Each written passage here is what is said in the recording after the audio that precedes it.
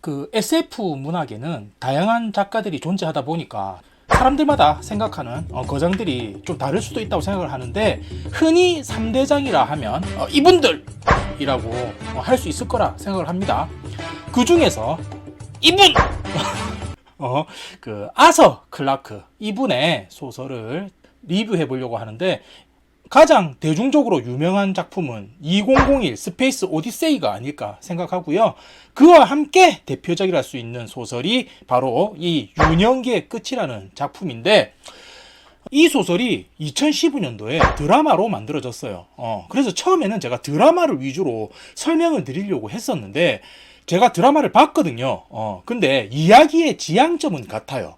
헌데 원작 자체가 1953년도 작품이다 보니까 각색하는 부분에서 좀 상당 부분 좀 변형된 부분도 있고, 그게 좀 구성도 다른 게 있어서 그냥 참고 삼아 영상은 쓰겠지만 전적으로 소설의 내용을 이야기한다고 보시면 됩니다. 제가 배경에 보시면 뭔가 윈도우 바탕화면 비슷한 그거 해놨잖아요. 예, 이것도 다 이유가 있어요. 자, 이야기의 배경은 1950년대 냉전 시대고요. 서로를 향해 총과 대포를 쏘진 않지만 미국과 소련을 비롯해서 독일이며 흔히 말하는 강대국들은 각자의 방식으로 이제 상대 국가를 견제하면서 대립하고 있습니다.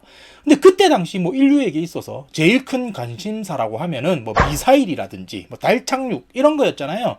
그러니까 상대 국가보다 더 나은 기술력을 보유하기 위해서 막 아둥바둥 되고 있는데, 어느 날 그런 인류의 행동이 하찮게 느껴질 만한 절대적인 기술력을 가진 외계 우주선이 성층권에서 모습을 드러냅니다.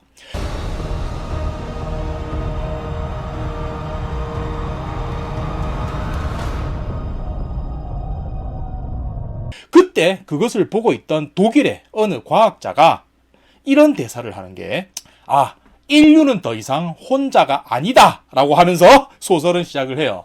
그러니까 미국이며 소련이며 막 서로 경쟁하면서 막 기술을 연마하고 막 발전시켰잖아요. 그렇다 하더라도 두 국가가 얼마만큼 차이가 있겠어. 많아봤자 몇 년, 짧게는 몇 달, 이 정도 서로 앞서거니 뒤서거니 하면서 경쟁을 하고 있는데, 수천 년이 앞선 절대적인 기술력을 가진 외계 종족이 이제 지구에 등장하게 된 거죠. 그러면서 또 5년이 흐릅니다. 사람들은 어느 날 이제 등장한 외계 종족을 오버로드라고 부르고, 그들의 대표를 캐렐런 혹은 감독관이라고 부르고 있어요. 5년 전 처음 이 오버로드라는 종족이 등장했을 때 방금 말한 캐렐런이라는 외계인이 강력한 무선 전파로 자신들이 지구에 온 목적이 뭔지 인류에게 전달을 합니다. 그들은 인류에게 모습은 보이지 않지만 완벽한 영어를 구사하면서 왜 자신들이 지구에 왔는지에 대한 목적을 전달하는데, 그게 바로 이제부터 인류는 우리들이 관리하겠다 였어요. 헌데 그 관리라는 게 뭐냐면, 더 이상 이제 인류에게는 전쟁이나 질병, 기근, 그리고 불평등 이런 게 없게끔 만들어 준다는 거였거든요. 생각해 보면은 빈민국가라거나 경제적 독립이 어려운 나라 같은 경우는 그렇게 나쁘지 않잖아. 지금 사는 것도 빡빡한데 누가 와가지고는 해주겠다 하면. 근데 지구라는 곳에서 주권을 가지고 있다고 생각한 강대국 같은 경우는 자신들의 이제 국가 권력이 축소되는 것에 반발해서 핵무기를 쏘면서 공격하기도 합니다. 이 부분이 재밌는 거예요. 예, 오히려 힘을 가진 국가가 자신들의 이권을 잃을까봐 막 공격을 한다는 게 그게 재밌죠?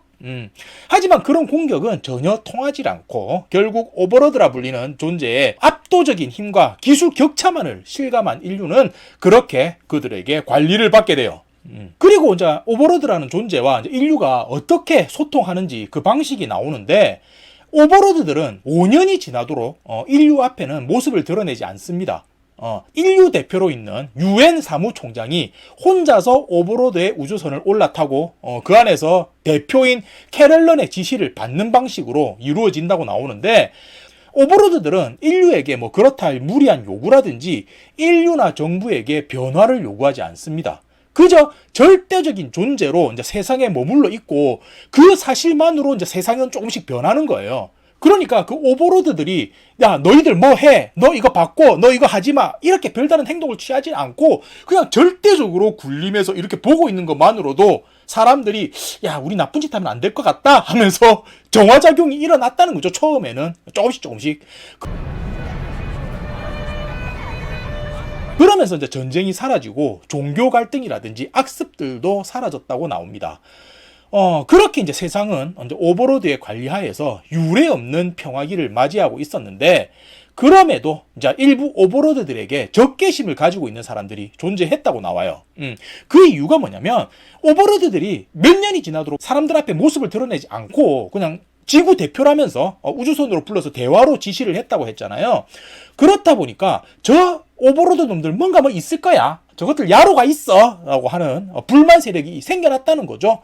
그러니까 이제 캐럴런이 인류 앞에서 이런 얘기를 합니다. 지금 당장은 아니지만 50년만 기다려달라. 그러면 내가 당신들 앞에 모습을 드러내겠다라고 약속을 하고 사람들도 알겠다 하면서 그렇게 받아들였다고 나옵니다. 그리고 이제 50년이 지나는데 세상은 이제 오버로드라는 존재가 등장하기 전과 비교할 수 없는 비약적인 발전을 하였다라고 나와요.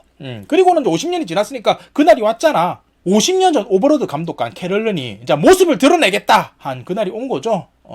이게 소설이 50년 되고 우주선이 등장한 지가 55년이 지난 상태다 보니까 설정상 보면은 대충 한 2010년 이쯤 되겠죠? 어째 보면은 이날이 인류에게는 축제와도 같은 그런 행사야. 지금 뭐 외계에서 온 존재가 우리에게 여러 가지 혜택을 줬고 인류는 비약적인 발전을 했고 그리고 자기한테 이렇게 해준 어찌 보면 신이라고도 할 수 있는 그런 오버로드란 존재가 드디어 모습을 공개한다고 하니까 모든 세상 사람들이 무엇을 하냐? 라디오 앞에서 TV 아닙니다. 라디오 앞에서 야 캐럴런이 어떤 모습일까? 이렇게 귀를 기울이면서 라디오 방송을 듣고 있다라고 나와요. 그러니까는 이 소설에서는 뭐라 나오냐면 수백 개의 언어로 전 세계의 라디오에서 캐럴런이 우주선에서 내려오는 모습을 묘사했다 이렇게 나오는데 2010년이면은 그냥 인류가 발전 안 해도 DMB 그때 아닌가? 보이는 라디오 그때 아니야? DMB 뭔지 아시면 아재입니다. UCC 이거 뭔지 알면은 아재 인정 이렇게 되는 거예요. 아무튼 그렇게 약속한 날이 되어서 전 세계 사람들이 이제 주목하는 가운데 오버로드 감독관 캐럴런이 이제 우주선에서 내려오는데 그 모습이 어떻게 표현이 되냐면 가죽으로 만들어진 강인한 날개, 그리고 짧은 뿔, 그리고 침이 거꾸로 선 꼬리라고 나와요. 그 모습이 이런 모습. 이게 오버로드의 모습은 흔히 말해서 악마와 같은 모습을 하고 있는 거죠. 그래서 오버로드들은 그동안 자신들이 인류에게 우리는 유해한 존재가 아닙니다 라는 걸 각인시키기 위해서 시간이 50년이 필요했다라고 이야기를 해요. 그리고는 이제 무슨 짓을 해도 이제 오버로드는 우리 편. 우유빛깔 오버로드, 먼들조와 오버로드 이렇게 되니까 이제 모습을 딱 드러낸 거죠.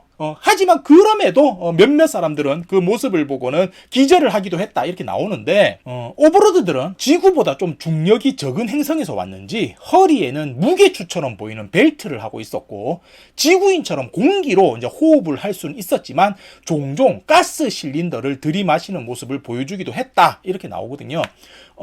아까 말씀드렸다시피 물론 처음에는 몇몇 사람들이 오버로드의 모습을 보고 놀라기도 했지만 이내 공포심은 사라지고 이제 직접 교류를 하는 단계까지 이제 발전을 했다고 나오는데 여기서 말하는 교류라는 게 뭐냐면 한마디로 막 파티 같은 거 하면은 같이 춤도 추고 그리고 뭐 서로 책에 대해서 이야기도 하고 그리고 뭐 일상을 공유하는 그런 단계까지 발전을 했다고 나와요. 그렇다 보니까 이제 그 후에는 이제 인류에게 범죄라는 것이 사라졌는데 드물게 치정, 사랑은 어쩔 수 없잖아. 사랑에 빠진 게 죄는 아니잖아. 그런 치정 관계의 범죄는 살짝 남아있고 일반적인 범죄는 사라졌고 세상이 이제 안정적인 단계가 되니까 오히려 문화가 변하는 속도는 늦춰졌다고 나옵니다. 갈등이라든지 뭐 투쟁 이런 게 사라지니까 창조적인 예술이라든지 그런 것도 이제 더뎌지고 과거의 영광에 의존하게 되었다 이렇게 표현이 되거든요. 그러면서 나오는 게 인류는 신이라는 존재가 필요 없을 만큼 성숙해졌다 이렇게 나옵니다. 그만큼 인류는 평화와 번영으로 가득 찬 시대가 되었다 이렇게 나오는데, 그러면서 이제 젠 로드릭스라는 사람이 등장을 하는데 여기서 살짝 재밌는 표현이 나와요. 젠 로드릭스가 흑인이라고 나오거든요. 근데 오버로드가 이제 나타난 이후 이제 인간 세상에는 인종차별이라는 게 사라졌습니다. 그렇다 보니까 검둥이라는 표현도 뭐 공산주의자라든지 뭐 감리교도 보수주의자처럼 그저 그냥 자연스러운 단어로 받아들여져서 모두들 그냥 아무런 꺼리낌 없이 그 말을 사용했다 이렇게 나오더라고요. 그러니까 이 말은 N워드죠. 이 말은 쓰면 안 돼 이게 아니고, 써도 네가 그냥 검둥이니까 검둥이라고 부르는 게 뭐가 문제지? 이렇게 됐다는 거죠, 세상이. 홍시 맛이 나서 홍시 맛이 난다고 했는데 왜 홍시 맛이 나냐고 물으신다면 그 이유를 모르겠다 이렇게 되는 거죠, 세상이. 아무튼 이 젠 로드릭스라는 남자가 이제 지구에서 잡은 동물들을 이제 오버로드 행성으로 보내는 작업을 하는 곳에 가게 됩니다. 근데 쉽게 말해서 오징어라든지 뭐 귀뚜라미, 사슴 이런 거를 박제 비슷하게 해가지고는 우주선에 실어서 이제 오버로드가 있는 행성으로 보내는 거예요. 그래서 순간적으로 호기심에 내가 혹시 이 안에 숨어서 오버로드가 있는 행성으로 갈 수가 있지 않을까라는 생각을 하게 되고, 그곳에 있는 사람의 도움을 얻어서 어느 장치를 만듭니다. 흔히 생명유지 장치 이런 건데, 그 안에 이제 젠 로드릭스가 들어가고 그거를 이제 고래 표본 안에 숨겨서 오버로드 행성으로 이제 넘어가게 되는 거예요. 하여튼 그런 사건이 있고, 지구에서는 시간이 흘러서 오버로드의 우주선이 지구 상공에 나타난 지 100여 년의 시간이 흘렀다 이렇게 나오는데, 인류의 발전은 이제 극에 달아 있고 모든 게 완벽하다고 할 수 있는 세상에서 살고 있습니다. 그리고 드디어 이 오버로드들이 왜 지구에 오게 되었는지, 그동안 왜 인류를 관리하고 있었는지 이유를 말하게 되는데, 무엇을 통해 말을 전달한다? 100년이 흘렀지만 아직도 라디오를 통해서 전달한다. 근데 이게 아까 뭐 문화적으로는 좀 발전이 더디게 됐다 했잖아요.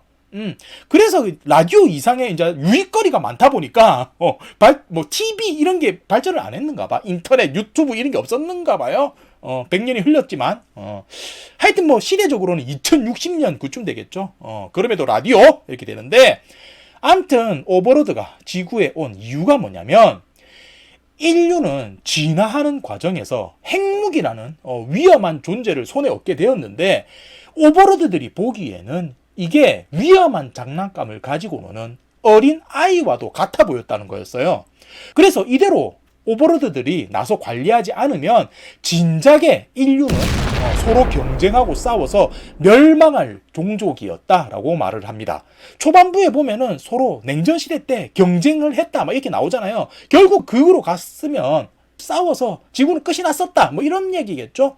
그러니까 이제 오버로드들이 그것을 보고 막아야 되겠다 생각을 하고 인류를 발전시켜서 성장할 수 있게끔 돕기 위해 온 거다라고 이야기를 해요.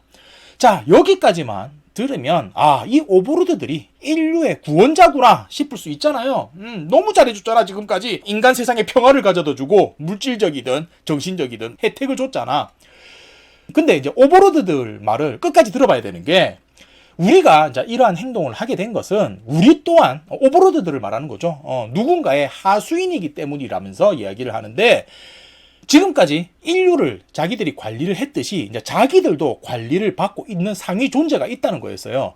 그리고 그들은 그 존재를 오버마인드라고 부르는데, 오버마인드는 인류처럼 어느 종족 이런 게 아니고 이미 이제 물질적인 영역에 종복이 끝난 정신체의 모습을 하고 있다고 이야기를 합니다.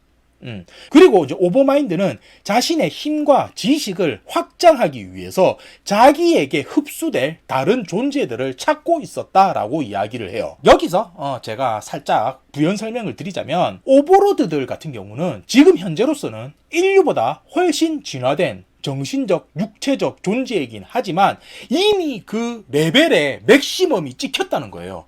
천장을 만난 거야. 근데 이 오버마인드라는 존재와 융합되기 위해서는 어째 보면 2차 전직 같은 걸 해야 되는데, 스탯상으로 한 200 정도를 찍어야 되는데 오버로드는 한 180이 맥시멈이라는 거지.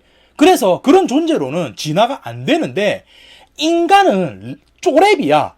지금 현재는 레벨이 한 3, 4 정도 되고, 뭐, 정신적 능력치가 한 50 정도밖에 안 되는데, 그 한계치가 4, 500 된다는 거지. 그래서 인류를 막 진화시키면은, 피카츄가 라이츄 되는 것처럼 진화가 되는 거예요. 2차 전직이 되는 거야. 오버로드는 안 되지만, 무슨 느낌인지 아시겠죠? 하여튼 그래서 인간이 이제 정신적으로 그렇게 진화가 되면은 더 이상 육체라는 허울이 필요가 없어진다는 거예요.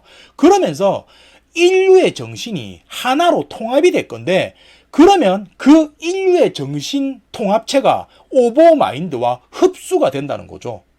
이게 에반게리온 혹시 보신 분들 계신가 모르겠는데, 마지막에 뭐 인류 보완 계획이라면서 막 뭉쳐지잖아요. 인간들이 하나의 존재로. 그거예요, 그거. 예. 그겁니다. 그러면 육체를 지니고 있는 인류는 종말을 하게 되는 거거든요. 그렇다 보니까 과거의 인류에게는 아직까지 그런 일이 발생하지 않았지만 정신적인 영역 어딘가에 우리 인류는 나중에 뿔이 달리고 가죽 날개가 있고 침이 달린 꼬리를 한 무엇인가가 나타나서 결국 멸종하게 될 거다라는 두려움을 가지고 있었다는 거예요. 그게 뭐 DNA든 정신이든 어딘가에 남아있다는 거지. 그게 인류에게는 악마라는 존재로 그려져 왔다, 이런 거죠. 그러면서 이제 오버로드들이 말을 이어가는데 아주 젠틀하게 이렇게 말해요. 더 이상 여러분의 종족에게 희망과 꿈은 끝났습니다. 하지만 언젠가 오버로드라는 우리 종족은 시간이 지나면 잊혀지겠지만 여러분의 종족은 여전히 오버마인드에게 흡수돼서 존재하고 있을 거예요. 아, 부럽다! 이렇게 얘기를 해요. 그리고 이제 이야기는 그 젠 로드릭스라는 남자 쪽으로 다시 넘어가는데, 이 남자가 이제 드디어 이제 오버로드의 행성에 몰래 밀항을 해서 도착을 했어요. 근데 이게 설정에는 뭐 상대성 이론의 영향으로 이 남자에게는 3개월이지만 지구에서는 40년의 시간이 흘렀다, 뭐 이렇게 나오거든요. 근데 이게 상대성 이론이랑 어떻게 연관이 되는지까지는 설명을 안 해주더라고. 하여튼 이 사람 개인에게는 3개월이지만 지구에는 40년이 흘렀다, 이런 거고. 아무튼 이 남자가 오버로드 행성에 와보니까 오버로드 행성의 중력은 한 지구의 5분의 1 가량 되었다고 하고 숨쉬기에 어려움은 없었다, 이렇게 설명을 해요. 근데 이 젠 로드릭스라는 남자가 오버로드 행성에 오자마자 내가 이렇게 많은 것을 포기하면서 이곳에 왔는데 내가 왜 왔지 하면서 후회를 했다고 나오는 게 왜 그러냐면, 머릿속으로 그려봤을 거 아니야. 우리보다 훨씬 진보된 문명이고 의리의리한 무엇인가가 있는 곳이겠지라고 생각했는데 막상 와보니까 그 모습이 어땠냐면 이랬습니다. 예, 지금 이 바탕화면 같지? 그냥 언덕. 이게 뭐라고 나오냐면 특색 없는 평원과 부자연스러운 지평선 뿐이라고 묘사가 돼요. 특색 없는 평원과 뭐라고? 부자연스러운 지평선.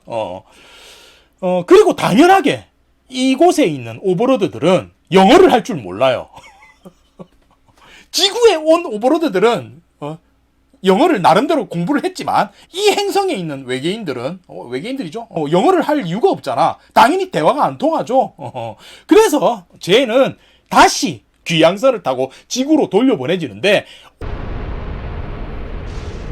오는데 40년 걸렸죠. 이제 가는데 다시 40년이 걸리는 거죠. 이 남자에게는 6개월이지만. 그리고 결국은 이제 80년이 흘러서 지구로 다시 돌아오게 되는데, 지구는 이미 세대 교체가 이루어져서 육체가 있는 존재는 이제 젠뿐이다라고 나와요. 그러니까 젠이, 이 흑인 남성이 오버로드 행성을 갔다가 돌아와 보니까 이미 인류는 다 물갈이가 되고 자기 혼자 덩그러니 남은 거야, 지구에는. 그리고 물론 신인류는 있어. 근데 신인류가 어떻게 나오냐면 대부분 아이들인데 육체가 없이 홍과 같은 모습으로 막 떠돌고 있다, 이렇게 나오는데, 그 모습이 어떻게 묘사가 되냐면 수십 장의 사진을 하나로 더 씌운 것처럼 공허하고 개성이 없었다라고 묘사가 돼요. 그러니까 세상 모든 존재가 이제 하나로 동일한 것처럼 이렇게 평균의 모습으로 형성이 된 거죠. 평균화가 된 거죠. 어찌 보면 인류 평균화. 이후 이제 오버로드들은 몇 명 남아 있었기 때문에 젠한테 다가와서, 야, 지구에 있는 정신체들이 좀 있으면 이렇게 통합이 되고 그러면 지구는 붕괴가 될 거야.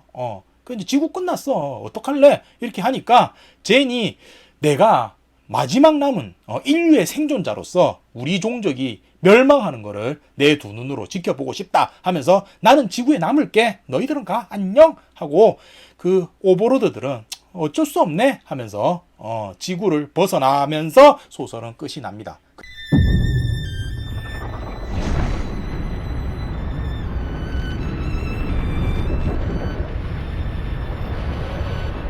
앞서 제가 에반게리온의 한 장면을 언급하기도 했는데 이 외에도 수많은 작품들에 영향을 줬다 이렇게 나오거든요. 쭈루룩 하면 나오겠지? 내가 할 수 있을까? 쭈루룩 하면 뭐가 확 올라가는 거 내가 할 수 있을까? 하여튼 그렇다고 나오고 그리고 이제 오버로드라거나 오버마인드라는 명칭만 들어도 이제 한국인의 민속놀이 스타크래프트가 떠올리시는 분들이 많을 거라 생각을 합니다. 이게 작품 해설을 제가 보니까 이제 프리드리히 니체의 인간 정신의 3단계를 나타냈다라는 해석이 있는데 영문도 모른 채 이제 세상의 관습과 규범에 복종하는 낙타와 같은 모습은 지금 현 세대의 인류를 빗댄 표현 이렇게 나오고 이후 이제 기존의 관습과 규범에 맞설 수 있는 자유 정신을 향한 존재를 사자 이렇게 묘사하는데 이거는 오버로드겠죠. 그리고 마지막으로 이제 삶 그 자체에 대한 초월할 수 있는 오버맨이 되는 게 궁극의 목표 이렇게 나오는데 이게 위키에서 포온 거라서 그냥 그런가 보다 하겠습니다. 뭐 프리드리히 니체 몰라? 그런 거. 그냥 그런가 보다. 사자. 예. 오케이. 우리는 지금 낙타다. 낙타다. 당신과 나는 낙타. 이렇게 되는 거고. 끝인데 쿠키가 좀 있어요. 사실 조금 제가 SF 쪽은 제가 잘 모릅니다. 모르는데 제가 이 작품을 주제로 삼은 이유가 뭐냐면 이거예요. 이 책 제목이 보일까 모르겠는데 삼체라는 책인데 보시면 이게 1권이거든요. 1권은 띠지가 없죠. 근데 2, 3권은 띠지가 있잖아요. 무슨 뜻이겠습니까? 띠지가 있다? 안 읽었다. 1권은 읽었는데 2, 3권은 안 읽었다. 이런 거죠. 제가 2주 전쯤에 삼체 관련해서 드라마가 나온다 하기에 이걸로 주제로 한번 영상을 한번 만들어 볼까 해서 읽었었어요. 읽었는데 책이 어려워. 솔직히 저는 어려웠어요. 어렵고 영상 소스로 뭔가 좀 쓸만한 게 있나 싶어서 유튜브를 뒤져보다가 생각보다 유튜브에 삼체 관련된 영상을 만드신 분들이 많더라고요. 그리고 제가 그 영상들을 봤는데 너무 재밌고 이해하기 쉽고 잘 쉽게 정리하신 분들이 많아서 굳이 내가 안 해도 되겠다. 삼체 이거 어려운 책인데 설명을 너무 잘했네. 내가 안 해도 되겠다 싶어가지고 하다가 말았어요. 하다가 말았는데 조금 아쉬운 부분도 있고 해서 같은 SF 계열이니까 좀 묻어가지 않을까 싶어서 이 작품을 선택하게 되었는데 충분히 유명한 책이고 재밌는 작품이고 여러 방면으로 영향을 많이 준 작품이다 보니까 한번 집에 책장에 꼽혀 있길래 한번 소개하는 시간을 가져봤습니다.